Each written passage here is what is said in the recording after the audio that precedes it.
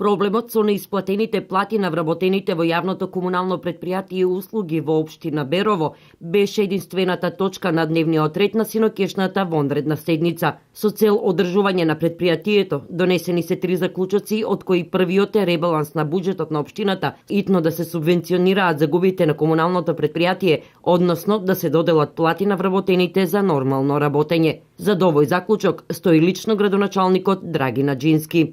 Втор заклучок има донесено да се задолжи управниот одбор на јавното комунално претпријатие и услуга Берово да ја усвои завршната сметка на претпријатието и да изготви одлука за покривање на загубите на претпријатието.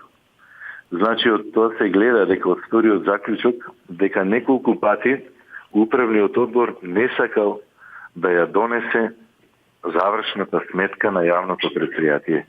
Се гледа дека тоа е очигледна обструкција на управниот одбор кој е делегиран од страна на Советот на општина Берово, кој пак совет го сочинуваат мнозинството на Социјалдемократскиот сојуз. И третиот заклучок е да се задолжи повторно управниот одбор на јавното комунално претпријатие и услуга Берово да ги пречистат старите и да донесат нови одлуки за покачување на цените врз основа на претходно направени анализи, бидејќи претходните одлуки се стари, тоест од 2013 година.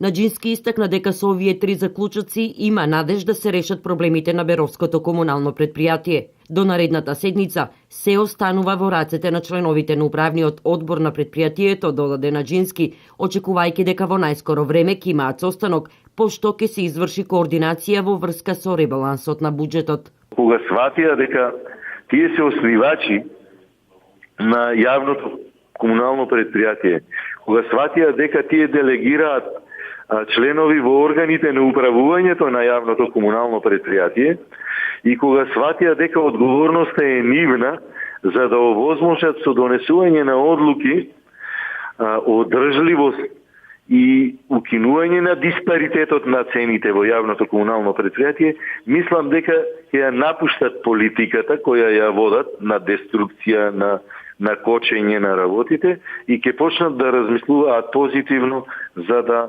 може да се изнајде решение. Во врска со штрајкот, Џински додаде дека вработените и покрај тоа обврзани се да ги вршат основните дејности, исфрлање на сметот и обезбедување квалитетна вода за пиење.